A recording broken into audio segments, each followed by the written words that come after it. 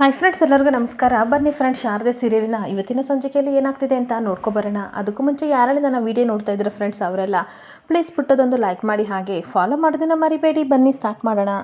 ಮೊದಲಿಗೆ ಫ್ರೆಂಡ್ಸ್, ಇಲ್ಲಿ ತಾತ ಶಿವನಾರಾಯಣ ಅವರು ಅವ್ರ ಫ್ರೆಂಡ್ ಜೊತೆ ಮಾತಾಡ್ತಾ ಇರ್ತಾರೆ. ನೋಡಿ, ಕಾರ್ಮಿಕರನ್ನೆಲ್ಲ ಹೊರಗಡೆ ಹಾಕಿ ನಾವೇನು ಮಾಡಬೇಕಾಗಿಲ್ಲ, ಅವರಿಗೆ ಅನ್ಯಾಯ ಮಾಡಬೇಕನ್ನೋ ಇಂಟೆನ್ಷನು ಸಹ ನಮಗಿಲ್ಲ, ನನ್ನ ಮಾತು ಕೇಳಿ ಸ್ವಲ್ಪ ಅಂತ ಮಾತಾಡ್ತಾ ಇರಬೇಕಾದ್ರೆ ಅಷ್ಟು ಶರತ ಮತ್ತು ಜ್ಯೋತಿಕಾ ಬರ್ತಾರೆ. ಒಂದು ನಿಮಿಷ ಮಾಡ್ತೀನಿ ಅಂತ ಫೋನ್ ಕಟ್ ಮಾಡಿದ ತಕ್ಷಣ ಗುಡಿ ಏನಾಯಿತು, ಹೋಗಿದ್ದು ವಿಷಯ ಏನಾಯಿತು ಅಂತ ಪಾರಿಜಾತ ಕೇಳ್ತಿರ್ಬೇಕಾದ್ರೆ ಇವಾಗಷ್ಟೇ ಬಂದಿದ್ದಾಳೆ, ಒಂದು ಲೋಟ ನೀರು ಕೊಟ್ಟು ಸಮಾಧಾನ ಮಾಡು ಅಂತ ಅನ್ಬೇಕಾದ್ರೆ ನೀರು ತರಕ್ಕೆ ಅಂತ ಹೋಗ್ತಾ ಇದ್ರೆ ಜ್ಯೋತಿಕಾ ಮತ್ತೆ ಇನ್ನೊಂದು ಕಡೆ ದಶರಥ ತುಂಬ ಬೇಜಾರಾಗಿ ಕೂತಿರ್ತಾರೆ. ಹಾಗೆ ಏನಾಯಿತು ಅಂತ ಅಂದಾಗ ಸದ್ಯಕ್ಕೆ ಕಂಪನಿ ಪ್ರಾಬ್ಲಮ್ ಎಲ್ಲ ಸಾಲ್ವ್ ಆಗಿದೆ ಅಪ್ಪ ಅಂತ ಹೇಳ್ತಾ ಇರ್ತಾನೆ. ಹಾಗೆ ಆರ್ತಿ ಇನ್ನೊಂದು ಕಡೆ ಅಣ್ಣ ಅದಕ್ಕೆ ಚೆನ್ನಾಗಿದ್ದೀರಾ ಅಂತ ಅಂದಾಗ ಹ್ಞೂ ಅಂತ ದಶರಥ ಹೇಳ್ತಿರ್ಬೇಕಾದ್ರೆ ಜ್ಯೋತಿಕಾ ಹೇಳ್ತಾ ಇರ್ತಾಳೆ, ಏನು ಗೊತ್ತಾ ತಾತ, ಸಿದ್ದು ಕಂಪನಿ ವರ್ಕರ್ಸ್ಗೋಸ್ಕರ ತನ್ನ ಹೆಸರಲ್ಲಿದ್ದ ಶೇರ್ಸ್ನ ಹಾಗೆ ತನ್ನ ಹತ್ರ ಇರೋ ದುಡ್ಡೆಲ್ಲನೂ ಸಹ ಕಂಪ್ನಿ ಹೆಸರಿಗೆ ಬರ್ದ ಅಂತ ಅಂದಾಗ ತಾತ ಮಾತ್ರ ಏನು ರಿಯಾಕ್ಟ್ ಮಾಡದೆ ಹಾಗೆ ಕೂತಿದ್ರೆ ವಿಮಲಾ, ಮುರಳಿ ಹಾಗೆ ಸುಮಿತ್ರನಿಗೆ ತುಂಬ ಶಾಕ್ ಆಗ್ತಾ ಇರುತ್ತೆ. ಹಾಗೆ ಸುಮಿತ್ರ ತುಂಬ ಟೆನ್ಷನಿಂದ ಹೇಳ್ತಾ ಇರ್ತಾಳೆ, ಅಲ್ಲ ಕಣ್ರೆ, ಇಷ್ಟು ವರ್ಷ ಸಂಪಾದಿಸಿದ ದುಡ್ಡನ್ನೆಲ್ಲ ಇವನು ಹೆಂಗೆ ಕೊಟ್ಟಾರಿ, ಅವ್ನು ಮುಂದಿನ ಜೀವನಕ್ಕೆ ದುಡ್ಡು ಬೇಡವಾ ಅಂತ ಕೇಳ್ತಾ ಇರಬೇಕಾದ್ರೆ ಅಷ್ಟೊತ್ತಿಗೆ ಮುರಳಿ ಸಹ ಹೇಳ್ತಾ ಇರ್ತಾನೆ, ಅವನು ದುಡುಕ್ಬಿಟ್ಟ, ಇಷ್ಟು ವರ್ಷ ಸಂಪಾದಿಸಿದ ದುಡ್ಡು ಮಾತ್ರ ಅವನ ಹತ್ರ ಇದ್ದಿದ್ದು, ಇನ್ಯಾವುದೋ ಅವನಿಗೆ ಇರಲಿಲ್ಲ, ಜೀವನಕ್ಕೆ ಏನು ಮಾಡ್ತಾನೆ ಅಂತ ಅಂದಾಗ ವಿಮಲ ಕಣ್ಣೀರಾಗ್ತಾ ಇರ್ತಾಳೆ. ಈ ಥರ ಡಿಸಿಷನ್ ತೊಗೊಳಕ್ಕೂ ಮುಂಚೆ ಒಂದ್ಸಲ ಮನೆಯವ್ರ ಹತ್ರ ಮಾತಾಡ್ಬೋದಿತ್ತಲ್ವ ಅಂತ ಅಂದಾಗ ಪಾರಿಜಾತ ಬೇಕು ಬೇಕು ಅಂತ ಹೇಳ್ತಾ ಇರ್ತಾಳೆ, ಮದುವೆ ಆಗಬೇಕಾದ್ರೆ ಅವ್ನು ನಮ್ಮ ಮಾತೆ ಕೇಳಿಲ್ಲ, ಇದನ್ನೆಲ್ಲ ಎಲ್ಲಿ ಕೇಳ್ತಾನೆ, ಬಿಡು ವಿಮಲ, ನೀನು ತಲೆ ಕೆಡಿಸ್ಕೋಬೇಡ ಅಂತ ಅನ್ಬೇಕಾದ್ರೆ ತಾತ ಹೇಳ್ತಾ ಇರ್ತಾರೆ, ನೀವೆಲ್ಲ ಯಾಕೆ ಇಷ್ಟು ತಲೆ ಕೆಡಿಸ್ಕೋತೀರಾ, ಇದೆಲ್ಲ ಕಂಪನಿ ದುಡ್ಡು, ಇದು ನಮ್ಮನೆ ದುಡ್ಡು, ನಮಗೆ ಕೊಟ್ಟಿದ್ದೇನೆ, ಬಿಟ್ಟಾಕಿ ಅಂತ ಅಂದಾಗ ಜ್ಯೋತಿಗೆ ಹೇಳ್ತಾ ಇರ್ತಾಳೆ, ಆದರೂ ತಾತ ಪಾಪ ಈ ಕಡೆ ನಮ್ಮ ಸಿದ್ಧಿಗೆ ಜೀವನ ಹೇಗೆ ಮಾಡಬೇಕಂತ ಗೊತ್ತಿಲ್ಲ, ಎಲ್ಲರೂ ಕಳ್ಕೊಬಿಟ್ಟಿದ್ದಾನೆ, ಎಲ್ಲ ಶಾರದೆಯಿಂದಾಗಿ, ಶಾರದೆ ಬಂದಮೇಲೆ ಅವ್ನ ಜೀವನದಲ್ಲಿ ಈ ಥರ ಎಲ್ಲ ಆಯಿತು ಅಂತ ಬೈತಾ ಇರ್ತಾಳೆ. ಹಾಗೆ ತಾತ ತುಂಬ ಕೋಪ ಮಾಡಿಕೊಂಡು ಅವರಿಗೆ ಈ ಕಂಪನಿ ಮೇಲೆ ಅಲ್ಪ ಸ್ವಲ್ಪ ಸಂಬಂಧ ಇತ್ತು, ಅದು ಸಹ ಕಳ್ಕೊಂಡಿದ್ದಾರೆ, ಇನ್ಯಾರು ಈ ಮನೇಲಿ ಕಣ್ಣೀರು ಹಾಕ್ಬೇಡಿ ಅವ್ರನ್ನ ನೆನೆಸ್ಕೊಂಡು ಅಂತ ಅಂದಾಗ ಸುಮಿತ್ರನಿಗೂ ಹಾಗೆ ಮುರಳಿನಿಗೂ ತುಂಬ ಶಾಕ್ ಆಗ್ತಾ ಇರುತ್ತೆ.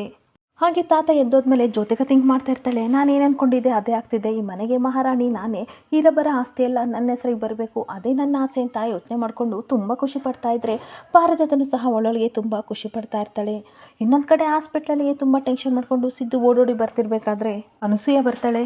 ಸಿದ್ಧಾರ್ಥ ಅವರೇ ಅಂತ ಅಂದಾಗ ಎಲ್ಲಿದ್ದಾಳೆ ದೀಪು, ಹೇಗೆ ಈ ರೀತಿ ಆಯಿತು ಅಂತ ಕೇಳಬೇಕಾದ್ರೆ ನಾನು ಸ್ಕೂಲಿಗೆ ಕರ್ಕೊಂಡೋಗಿ ಬಿಡೋಣ ಅಂತ ಹೋಗ್ತಿದ್ದೆ, ತರಕಾರಿ ತರಕ್ಕೆ ದುಡ್ಡು ಮಾರ್ತಿದ್ದೆ ಸಿದ್ಧಾರ್ಥ ಅವರೇ, ತಗೊಬರೋಣ ಅಂತ ಹೋಗಿ ಬರೋಷ್ಟರಲ್ಲೇ ಕೆಳಗಡೆ ಬಿದ್ದಿದ್ಲಂತೆ. ಅಲ್ಲಿರೋ ಅಕ್ಕಪಕ್ಕ ಜನಗಳೆಲ್ಲ ಕೂರಿಸಿ ಗಾಳಿ ಬೀಸ್ತಾ ಇದ್ರು, ಎಚ್ಚರಿಕೆ ಆದ್ಲು, ಆದರೆ ಉಸಿರಾಡೋಕ್ಕೆ ತುಂಬ ತೊಂದರೆ ಆಯಿತು. ಆಮೇಲೆ ಇದೆಲ್ಲ ಆಯಿತು ಅಂತ ನಡೆದ ಘಟನೆ ಎಲ್ಲ ಹೇಳ್ತಾ ಇರಬೇಕಾದ್ರೆ ಆಮೇಲೆ ಹಾಸ್ಪಿಟ್ಲಿಗೆ ಅಡ್ಮಿಟ್ ಮಾಡಿದ್ರಲ್ಲ, ಸಾಕು ಬಿಡಿ ಅಂತ ಹೇಳ್ತಾ ಇರ್ತಾನೆ. ಅದೆಲ್ಲ ಸರಿ ಸಿದ್ಧಾರ್ಥ ಅವರೇ, ನಿಮ್ಮ ಹೆಸರು ಹೇಳಿದ ತಕ್ಷಣ ಇವರು ಇಮಿಡಿಯೇಟ್ಲಿ ಅಡ್ಮಿಟ್ ಮಾಡ್ಕೊಂಡ್ರಲ್ಲ, ಮುಂಚೆ ಏನಾದರೂ ನೀವು ಹಾಸ್ಪಿಟ್ಲಿಗೆ ಬರ್ತಿದ್ರಾ, ನನಗೆ ಯಾಕೋ ಡೌಟು ಅಂತ ಅಂದಾಗ ಸಿದ್ಧಕ್ಕೆ ತುಂಬ ಶಾಕ್ ಆಗ್ತಿರುತ್ತೆ. ನೋಡಿ ಅನಸೂಯಮ್ಮ, ನಿಮ್ಮ ಜೊತೆ ನಾನು ಒಂದು ವಿಷಯನ ಮುಚ್ಚಿಟ್ಟಿದ್ದೀನಿ, ಈ ವಿಷಯ ಯಾರೂ ಹೇಳಿಲ್ಲ ಅಂತ ಅಂದಾಗ ಅದೇನು ಹೇಳಿ ಸರ್ ಅಂತ ಕೇಳ್ತಾ ಇರಬೇಕಾದ್ರೆ ದೀಪುಗೆ ಜ್ವರ ಅಥವಾ ಶೀತ ಬಂದಿರೋ ಆ ರೀತಿ ಕಾಯಿಲೆ ಇಲ್ಲ, ಇದು ದೊಡ್ಡ ಕಾಯಿಲೆ, ಅವಳಿಗೆ ಹಾರ್ಟ್ ಸಮಸ್ಯೆ ಇದೆ ಅಂತ ಹೇಳ್ತಾ ಇರಬೇಕಾದ್ರೆ ಅನುಸೂಯನಿಗೆ ತುಂಬ ಶಾಕ್ ಆಗ್ತಿರುತ್ತೆ. ಏನು ಹೇಳ್ತಿದ್ದೀರಾ ಅಂತ ಅಂದಾಗ ಹೌದು, ಅವಳಿಗೆ ಹಾರ್ಟ್ ಅಟ್ಯಾಕ್ ಆಗಿತ್ತು, ಈ ಥರ ದೊಡ್ಡ ಸಮಸ್ಯೆ ಇದೆ, ಶಾರದವರಿಂದ ಮುಚ್ಚಿಟ್ಟಿದ್ದೀನಿ, ಏಕೆಂದರೆ ದೀಪ ಅವಳು ಪ್ರಪಂಚ, ಹೇಳಿದರೆ ಎಲ್ಲಿ ಟೆನ್ಷನ್ ಮಾಡ್ಕೋತಾರೆ ಅಂತ ಹೇಳಿಲ್ಲ, ಅವಳಿಗೆ ಇಮಿಡಿಯೇಟ್ಲಿ ಆಪರೇಷನ್ ಮಾಡಿಸೋ ಸಂದರ್ಭ ಬಂದಿದೆ ಅಂತ ಹೇಳ್ತಿರ್ಬೇಕಾದ್ರೆ ಅಷ್ಟೊತ್ತಿಗೆ ಡಾಕ್ಟರ್ ಬರ್ತಾರೆ. ದೀಪು ಆಗಿದ್ದಾಳೆ, ಎವ್ರಿಥಿಂಗ್ ಈಸ್ ಓಕೆ ಸರ್ ಅಂತ ಕೇಳ್ತಾ ಇರಬೇಕಾದ್ರೆ ನಾನು ಹೇಳಿದ್ನಲ್ವಾ ಅವಳ ಹಾರ್ಟ್ ತುಂಬ ವೀಕ್ ಇದೆ, ಇನ್ನು 2-3 ದಿನದಲ್ಲೇ ಆಪರೇಷನ್ ಮಾಡಲಿಲ್ಲ ಅಂತ ಅಂದರೆ ಮಗು ಉಳಿಸ್ಕೊಳ್ಳೋದು ಕಷ್ಟ ಆಗುತ್ತೆ ಅಂತ ಅಂದಾಗ ಅನುಸೂಯನಿಗೂ ಹಾಗೆ ಸಿದ್ಧಿಗೂ ತುಂಬ ಶಾಕ್ ಆಗ್ತಾ ಇರುತ್ತೆ. ಸರ್ ಇಮಿಡಿಯೇಟ್ಲಿ ನೀವು ಸರ್ಜರಿ ಮಾಡಿ ಅಂತ ಅಂದಾಗ ಫಾರಿನಿಂದ ಡಾಕ್ಟರ್ ಬರ್ತಿದ್ದಾರೆ, ಸರ್ಜನ್ ಅವ್ರ ಜೊತೆ ಮಾಡಬೇಕು, ಇದು ಕಾಂಪ್ಲಿಕೇಶನ್ ಕೇಸ್ ಆಗಿರೋದ್ರಿಂದ ಅವರೇ ಹ್ಯಾಂಡಲ್ ಮಾಡಬೇಕು, ಅಷ್ಟೊತ್ತು ದುಡ್ಡು ಅರೇಂಜ್ ಮಾಡ್ಕೊಳ್ಳಿ ಅಂತ ಡಾಕ್ಟರ್ ಹೇಳ್ತಾ ಇರ್ತಾರೆ. ಆಗ ಅನುಸೂಯ ಕೇಳ್ತಾ ಇರ್ತಾಳೆ, ಇದಕ್ಕೆ ಎಷ್ಟು ಆಗ್ಬೋದು ಅಂತ ಅಂದಾಗ 45 ಲಕ್ಷ ಅಂತ ಹೇಳಿದ ತಕ್ಷಣ ಅನುಸೂಯನಿಗೂ ಸಿದ್ಧಿಗೂ ತುಂಬ ಶಾಕ್ ಆಗ್ತಿರುತ್ತೆ.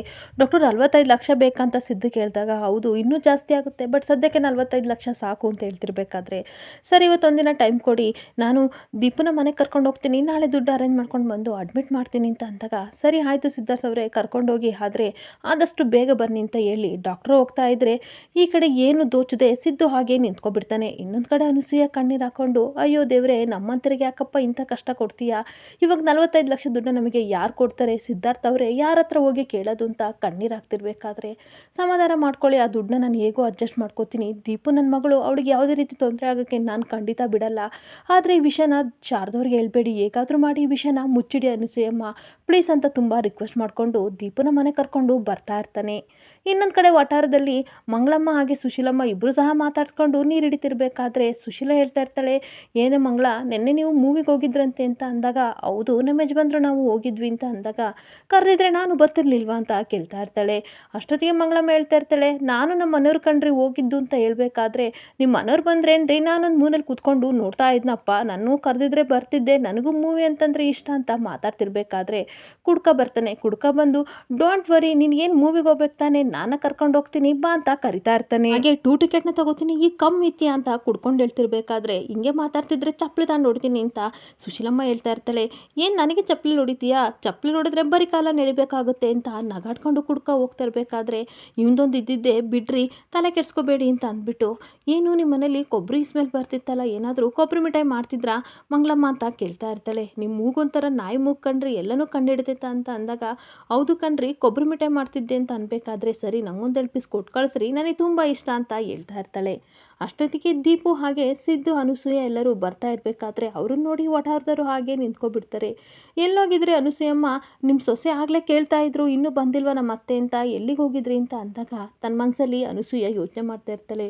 ಓ ಶಾರದಾ ಆಲ್ರೆಡಿ ನಮ್ಮ ಬಗ್ಗೆ ಯೋಚನೆ ಮಾಡ್ತಿದ್ದಾಳೆ ಅಂತ ಅನಿಸುತ್ತೆ ಅಂತ ಅಂದ್ಬಿಟ್ಟು, ಏನಿಲ್ಲ ನಮ್ಮ ಪರಿಚಯಸ್ಥರೊಬ್ಬರು ಸಿಕ್ಕಿದ್ರು, ಅವರು ಕಾಫಿ ತಿಂಡಿ ಎಲ್ಲ ಕೊಟ್ಬಿಟ್ಟು ಅಲ್ಲೇ ಕೂರಿಸ್ಕೊಂಡು ಮಾತಾಡ್ತಿದ್ರು, ಹಾಗಾಗಿ ಬರೋದು ಸ್ವಲ್ಪ ತಡವಾಯಿತು ಅಂತ ಅನ್ಬೇಕಾದ್ರೆ, ಸರಿ ಅಂತ ಅಂದ್ಬಿಟ್ಟು ಸಿದ್ದು ಅವ್ರನ್ನ ಕರ್ಕೊಂಡು ಮುಂದೆ ಬರ್ತಾ ಇರ್ತಾನೆ. ಹಾಗೆ ಸಿದ್ದು ಹೇಳ್ತಾ ಇರ್ತಾನೆ, ನೋಡಿ ಅನಸೂಯಮ್ಮ, ದೀಪು ಹುಷಾರಾಗಿಲ್ದಿರೋ ವಿಷಯನ ಶಾರದಂಗೆ ಹೇಳ್ಬೇಡಿ ಅಂತ ಅಂದಾಗ ಅನಸೂಯ ಮುಖನ ನೋಡ್ತಾ ಇರ್ತಾಳೆ. ಅಷ್ಟೊತ್ತಿಗೆ ದೀಪು, ಅಪ್ಪ ನನಗೇನಾಯಿತು, ಯಾಕೆ ಆ ರೀತಿ ಸುಸ್ತಾಯಿತು ಅಂತ ಅಂದಾಗ ಸಿದ್ದಕ್ಕೆ ತುಂಬ ಶಾಕ್ ಆಗ್ತಿರುತ್ತೆ. ಏನಿಲ್ಲ ಪುಟ್ಟ, ನೀನು ಊಟ ಮಾಡ್ತಿರ್ಲಿಲ್ವಾ ಸರಿಯಾಗಿ, ಅದಕ್ಕೆ ಈ ರೀತಿ ಆಗಿದೆ, ಸ್ವಲ್ಪ ಸುಸ್ತು ಅಷ್ಟೇ ಅಂತ ಅನ್ಬೇಕಾದ್ರೆ, ಇಲ್ಲಪ್ಪ ನಾನು ಸರಿಯಾಗಿ ಊಟ ಮಾಡ್ತಿದ್ದೆ, ಊಟ ಮಾಡಲಿಲ್ಲ ಅಂತ ಅಂದರೆ ಈ ರೀತಿ ಎಲ್ಲ ಸುಸ್ತಾಗುತ್ತಾ ಅಂತ ದೀಪು ಕೇಳ್ತಾ ಇರ್ತಾಳೆ.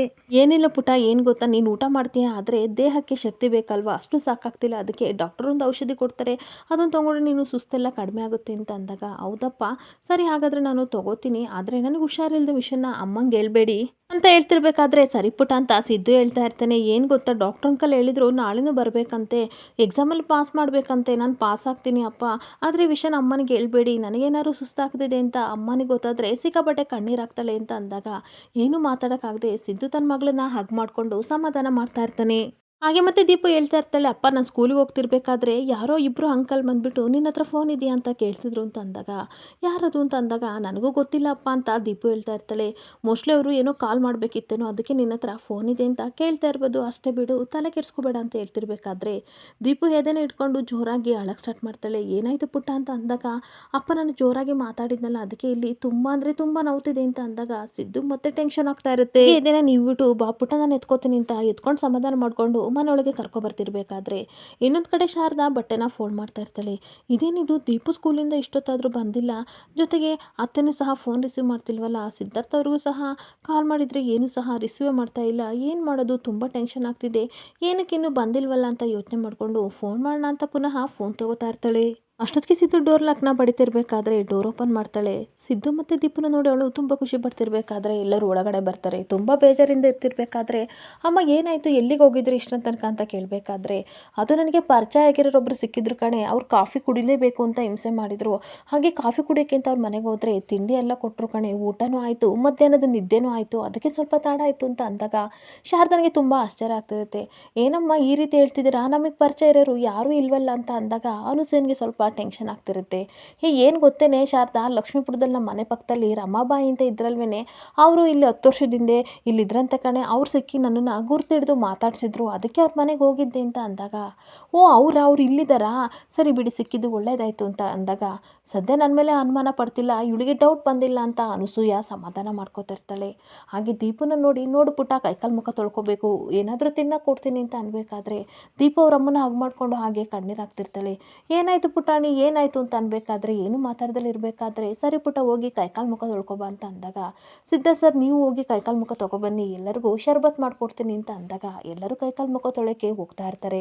ಆದರೆ ಈ ಕಡೆ ಶಾರದಾ ಮಾತ್ರ ಯೋಚನೆ ಮಾಡ್ತಾ ಇರ್ತಾಳೆ, ಏನಾಗಿದೆ, ಎಲ್ಲರೂ ಇಷ್ಟು ಡಲ್ ಆಗಿದ್ದಾರಲ್ಲ, ಸಿದ್ಧ ಸರ್ ಬೇರೆ ತುಂಬ ಸಪ್ಪೆ ಆಗಿದೆ ಮುಖ, ಈ ರೀತಿ ಇದ್ದುದನ್ನು ಯಾವತ್ತೂ ನೋಡಿಲ್ಲ, ಅದರಲ್ಲಿ ಇವತ್ತು ಸ್ವಂತ ದುಡ್ದಿದ್ದು ಕಂಪನಿ ದುಡ್ಡನ್ನ ಎಲ್ಲನೂ ಸಹ ಕಂಪನಿಗೆ ಕೊಟ್ಟರಲ್ಲ, ಅದಕ್ಕೋಸ್ಕರ ಬೇಜಾರಾಗಿದ್ದಾರೆ ಅಂತ ಅನಿಸುತ್ತೆ, ಎಲ್ಲ ನನ್ನಿಂದಲೇ ಆಗಿದ್ದು ಅಂತ ಬೇಜಾರು ಮಾಡ್ಕೋತಾ ಇರ್ತಾಳೆ. ಹಾಗೇನೊಂದು ಕಡೆ ದೀಪು ಅಜ್ಜಿ ಸುಸ್ತಾಗ್ತಿದೆ ಅಂತ ಹಾಗೆ ನೆಲದ ಮೇಲೆ ಮಲಗಿರ್ಬೇಕಾದ್ರೆ ಶರ್ಬತ್ ಮಾಡ್ಕೊಂಡು ಈ ಕಡೆ ಶಾರದಾ ತಗೋತಾಳೆ. ತಗೋ ಪುಟಾಣಿ ಕುಡಿ ಅಂತ ಎಲ್ಲರಿಗೂ ಶರ್ಬತ್ ಕೊಡ್ತಿರ್ಬೇಕಾದ್ರೆ ಸಿದ್ದು ಹೇಳ್ತಾನೆ, ನಿಮ್ಮ ಹತ್ರ ಸ್ವಲ್ಪ ಮಾತಾಡಬೇಕು ಅಂತ ಅಂದಾಗ, ಅದೇನು ಕೇಳಿ ಸರ್ ಅಂತ ಅಂದಾಗ, ದೀಪನ ಒಂದು 2-3 ದಿನ ಸ್ಕೂಲಿಗೆ ಕಳಿಸ್ಬೇಡಿ ಅಂತ ಅಂದಾಗ ಶಾರದನಿಗೆ ಶಾಕ್ ಆಗ್ತಿರುತ್ತೆ. ಯಾಕೆ ಸರ್ ಈ ರೀತಿ ಹೇಳ್ತಿದ್ದೀರಾ, ಏನಾಯಿತು ಅಂತ ಅಂದಾಗ, ಏನಿಲ್ಲ ನನ್ನ ಫ್ರೆಂಡ್ ಮನೆಗೆ ಹೋಗ್ತಿದ್ದೀನಿ, ಅವಳನ್ನು ಕರ್ಕೊಂಡು ಹೋಗ್ತೀನಿ ಅಂತ ಅಂದಾಗ, ಯಾಕೆ ಸರ್ ಸ್ಕೂಲೆಲ್ಲ ಇದೆ ನೀವೇ ಈ ರೀತಿ ಹೇಳ್ತಿದ್ದೀರಾ ಅಂತ ಅಂದಾಗ, ಏನಿಲ್ಲ ನನ್ನ ಫ್ರೆಂಡ್ ಹೆಂಡತಿ ಇಬ್ಬರು ಸಹ ಫಾರಿನ್ಗೆ ಹೋಗ್ತಾ ಇದ್ದಾರೆ, ಈ ಕಡೆ ಮಗುನ ನೋಡ್ಕೊಳ್ಳೋಕ್ಕೆ ಕೆಲಸದವ್ರು ಇದ್ದರೂ ಸಹ ಅವನಿಗೆ ಸ್ವಲ್ಪ ಭಯ, ಅದಕ್ಕೆ ನನ್ನನ್ನು ಫೋರ್ಸ್ ಮಾಡಿ ಕೇಳ್ದ, ಅದಕ್ಕೆ ದೀಪಗೂ ಸಹ ಮಕ್ಕಳಂದ್ರೆ ಇಷ್ಟ ಅಲ್ವಾ, ಜೊತೆಗೆ ಇಬ್ಬರು ಆಟ ಆಡ್ಕೋತಾರಲ್ವಾ, ಅದಕ್ಕೋಸ್ಕರ ನಾನು ಕರ್ಕೊಂಡು ಹೋಗ್ತಿದ್ದೀನಿ ಅಷ್ಟೇ, ನೀವು ಟೆನ್ಷನ್ ಮಾಡ್ಕೋಬೇಡಿ ಶಾರದವ್ರೆ ಅಂತ ಅಂದಾಗ, ಇಲ್ಲ ಸರ್ ಆದರೂ ಸ್ಕೂಲೆಲ್ಲ ಹೋಗುತ್ತಲ್ವಾ ಅಂತ ಶಾರದೆ ಹೇಳ್ತಾ ಇರ್ತಾಳೆ. ಆಗ ದೀಪು ಹೇಳ್ತಾ ಇರ್ತಾಳೆ, ಏನಾಗಲ್ಲಮ್ಮ, ಅಲ್ಲೇ ನಾನು ಓದ್ಕೋತೀನಿ, ಏನಾದರೂ ಡೌಟ್ ಬಂದರೆ ಅಪ್ಪ ಇರ್ತಾರಲ್ವಾ ಅಲ್ಲೇ ಕೇಳ್ಕೊತೀನಿ, ಪ್ಲೀಸ್ ಅಮ್ಮ ನನ್ನನ್ನು ಕಳಿಸು ಅಂತ ರಿಕ್ವೆಸ್ಟ್ ಮಾಡ್ತಿರ್ಬೇಕಾದ್ರೆ ಶಾರದನ ಹತ್ರ ಸಿದ್ದನು ಸಹ ತುಂಬ ರಿಕ್ವೆಸ್ಟ್ ಮಾಡ್ಕೋತಾ ಇರ್ತಾನೆ. ಹಾಗೆ ಶಾರದಾ ಏನು ಮಾತಾಡದೆ ಸೈಲೆಂಟಾಗಿ ಇರಬೇಕಾದ್ರೆ, ಯಾಕೆ ಶಾರದಾ ನನ್ನ ಮೇಲೆ ನಂಬಿಕೆ ಅಲ್ವಾ ಅಂತ ಸಿದ್ದು ಕೇಳ್ತಾ ಇರ್ತಾನೆ. ಹಾಗೆಲ್ಲ ಏನಿಲ್ಲ ಸರ್, ತುಂಬ ನಂಬಿಕೆ ಇದೆ, ಯಾಕೆಂತಂದರೆ ದೀಪುನ ಹುಷಾರಾಗಿ ನೋಡ್ಕೋಬೇಕು, ಅವಳು ನನ್ನ ಜೀವ ಸರ್, ದಯವಿಟ್ಟು ಚೆನ್ನಾಗಿ ನೋಡ್ಕೊಳ್ಳಿ ಅಂತ ಅಂದಾಗ, ನೀವು ಟೆನ್ಷನ್ ಮಾಡ್ಕೋಬೇಡಿ ನಾನು ಚೆನ್ನಾಗಿ ನೋಡ್ಕೋತೀನಿ ಅಂತ ಅಂದಾಗ, ಆಯಿತು ಸರ್ ಅಂತ ಅನ್ಬೇಕಾದ್ರೆ, ಥ್ಯಾಂಕ್ಸ್ ಶಾರದವ್ರೆ ಅಂತ ಹೇಳ್ತಾ ಇರ್ತಾನೆ. ಅಷ್ಟೊತ್ತಿಗೆ ದೀಪು ಎದ್ದು ಬಂದು ಅಮ್ಮನ ಹಗ್ ಮಾಡಿಕೊಂಡು, ಅಮ್ಮ ಬೇಜಾರು ಮಾಡ್ಕೋಬೇಡಿ, ಡೈಲಿ ನಾನು ಫೋನ್ ಮಾಡ್ತೀನಿ ಅಂತ ಅಂದಾಗ, ಹುಷಾರು ಮಗಳೇ ಕೇರ್ಫುಲ್ಲಾಗಿ ಹೋಗ್ಬಾ ಅಂತ ಹಗ್ ಮಾಡಿಕೊಂಡು ಕಣ್ಣೀರಾಗ್ತಾ ಇರ್ತಾಳೆ. ಹಾಗೇನೊಂದು ಕಡೆ ಹೊರಗಡೆ ಬಂದು ಸಿದ್ದು ತನ್ನೆಲ್ಲ ಫ್ರೆಂಡ್ಸ್ ಜೊತೆ ಮಾತಾಡ್ತಾ ಇರ್ತಾನೆ. ರವಿ ನನಗೊಂದು 45 ಲಕ್ಷ ದುಡ್ಡು ಬೇಕು ಕಣೋ, ಅಡ್ಜಸ್ಟ್ ಮಾಡು ಅಂತ ಅನ್ಬೇಕಾದ್ರೆ, ಸಾರಿ ಕಣೋ ನಾನು ಎಲ್ಲ ಇನ್ವೆಸ್ಟನ್ನು ಸಹ ಈ ಕಡೆ ಸೈಟಿಗೆ ಅಂತ ಹಾಕ್ಬಿಟ್ಟಿದ್ದೀನಿ ಕಣೋ, ದುಡ್ಡಿಲ್ಲ ಅಂತ ಅಂದಾಗ, ಸರಿ ಆಯಿತು ಕಣೋ ಅಂತ ಅಂತಾನೆ. ಇನ್ನೊಬ್ಬರಿಗೆ ಕಾಲ್ ಮಾಡಿಬಿಟ್ಟು, ಸರ್ ಒಂದು 45 ಲಕ್ಷ ದುಡ್ಡು ಬೇಕಿತ್ತು ಅಂತ ಅಂದಾಗ, ಸಾರಿ ಸಿದ್ಧಾರ್ಥ ಅವರೇ ನಾವು ಸಹ ಸೈಟಿಗೆ ಇನ್ವೆಸ್ಟ್ ಮಾಡಿದ್ದೀವಿ ಅಂತ ಅಂದಾಗ, ಸಿದ್ದುಗೆ ತುಂಬ ಬೇಜಾರಾಗ್ತಿರುತ್ತೆ. ಯಾರನ್ನು ಕೇಳೋದು, ಏನು ಮಾಡಲಿ, ಯೋಗಿ ಕೇಳೋಣ ಅಂತ ಅಂದರೆ ಅವನು ಮನೆ ಮಠ ಅಂತ ಎಲ್ಲದಕ್ಕೂ ಸಹ ದುಡ್ಡು ಹಾಕ್ಬಿಟ್ಟಿದ್ದಾನೆ, ಲೋನ್ ಬೇರೆ ತೊಗೊಂಡಿದ್ದಾನೆ, ಏನು ಮಾಡಲಿ ಅಂತ ಯೋಚನೆ ಮಾಡ್ತಿರ್ಬೇಕಾದ್ರೆ ಅಷ್ಟೊತ್ತಿಗೆ ಆರತಿ ಸಿದ್ದುಗೆ ಕಾಲ್ ಮಾಡ್ತಾ ಇರ್ತಾಳೆ. ಹಾಗೆ ಆರತಿ ಕೇಳ್ತಾ ಇರ್ತಾಳೆ, ಹಲೋ ಅಣ್ಣ, ಎಲ್ಲ ದುಡ್ಡನ್ನು ಸಹ ಕಂಪನಿ ವರ್ಕರ್ಸ್ಗೆ ಕೊಟ್ಬಿಟ್ಟೆ ಅಂತಲ್ಲ ಅಣ್ಣ, ನಿನಗೇನು ಮಾಡ್ತೀಯಾ, ದುಡ್ಡಿದೆಯಾ ಇವಾಗ, ನನ್ನ ಹತ್ರ ಸ್ವಲ್ಪ ಪಾಕೆಟ್ ಮನಿ ಇದೆ, ನಿನಗೆ ಕಳಿಸ್ಲಾ ಅಂತ ಅಂದಾಗ, ನಾನು ಸತ್ಯ ಏನಾದರೂ ಹೇಳಿದರೆ ಈಗ ಹೋಗ್ಬಿಟ್ಟು ತಾತನ ಹತ್ರ ದುಡ್ಡು ಕೇಳ್ತಾಳೆ, ಏನು ಹೇಳೋದು ಬೇಡ ಅಂತ ಅಂದ್ಬಿಟ್ಟು, ಬೇಡ ಬೇಕಾದರೆ ನಾನು ಕೇಳ್ತೀನಿ ಅಂತ ಸಿದ್ದು ಫೋನ್ ಕಟ್ ಮಾಡ್ತಾನೆ. ಅಷ್ಟೊತ್ತಿಗೆ ಬೇಜಾರಿಂದ ನಿಂತಿರಬೇಕಾದ್ರೆ ಅನಸೂಯೆ ಬರ್ತಾಳೆ. ಸಿದ್ಧಾರ್ಥ ಅವರೇ, ನೀವು ದುಡ್ಡೆಲ್ಲನೂ ಕಂಪನಿಗೆ ಕೊಟ್ರಂತಲ್ಲ, ಇವಾಗ ದೀಪುಗೆ ಆಪ್ರೇಷನ್ಗೆ ಏನು ಮಾಡೋದು ಅಂತ ಕೇಳ್ತಾ ಇರ್ತಾಳೆ. ಸಿದ್ಧಾರ್ಥ ಅವರೇ, ನನ್ನ ಹತ್ರನೂ ದುಡ್ಡಿಲ್ಲ, ನಿಮ್ಮ ಹತ್ರನೂ ಇಲ್ಲ, 1,2,000 ಅಡ್ಜಸ್ಟ್ ಮಾಡೋಕ್ಕೆ ಏನು ಮಾಡೋದು ಅಂತ ಅಂದಾಗ, ಸದ್ಯಕ್ಕೆ ನನ್ನ ಹತ್ರ 5 ಲಕ್ಷ ಇದೆ, ಟೆನ್ಷನ್ ತೊಗೋಬೇಡಿ, ಅದನ್ನು ಹಾಸ್ಪಿಟ್ಲಿಗೆ ಕಟ್ಟಿ ಟ್ರೀಟ್ಮೆಂಟ್ ಸ್ಟಾರ್ಟ್ ಮಾಡೋಣ, ಹಾಗೆ ಯಾವ್ದಾದ್ರು ಫ್ರೆಂಡ್ಸ್ ಹತ್ರ ಕೇಳ್ಕೊಂಡು ದುಡ್ಡನ್ನ ತೊಗೊಬರ್ತೀನಿ ಅಂತ ಅಂದಾಗ, ಯಾರು ಕೊಡ್ತಾರೆ ಅಷ್ಟೊಂಥರ ಅಂತ ಟೆನ್ಷನ್ ಮಾಡ್ಕೋತಿರ್ತಾಳೆ. ನೀವು ಟೆನ್ಷನ್ ಮಾಡ್ಕೋಬೇಡಿ, ನೀವು ಈ ರೀತಿ ಮಾಡ್ಕೊಂಡ್ರೆ ಶಾರದವ್ರಿಗೆ ಅನುಮಾನ ಬರುತ್ತೆ, ಹೇಗಿದ್ರು 4 ದಿನ ದೀಪನ ಕರ್ಕೊಂಡು ಹೋಗೋಕ್ಕೆ ಪರ್ಮಿಷನ್ ಕೊಟ್ಟಿದ್ದಾರಲ್ವಾ, ಹೇಗಾದರೂ ಅಡ್ಜಸ್ಟ್ ಮಾಡೋಣ, ಇವಾಗ ಒಳಗಡೆ ಹೋಗಿ ಅನಸೂಯಮ್ಮ ಶಾರದನಿಗೆ ಡೌಟ್ ಬರುತ್ತೆ ಹೋಗಿ ಅಂತ ಕಳಿಸ್ತಾ ಇರ್ತಾನೆ. ಹಾಗೆ ಅನಸೂಯ ಒಳಗಡೆ ಹೋದ್ಮೇಲೆ ತುಂಬ ಯೋಚನೆ ಮಾಡ್ಕೊಂಡು ಸಿದ್ದು ನಿಂತ್ಕೋತಾನೆ. ಇಲ್ಲೇ ಸಂಚಿಕೆ ಎಂಡ್ ಆಗ್ತಿದೆ. Thank you.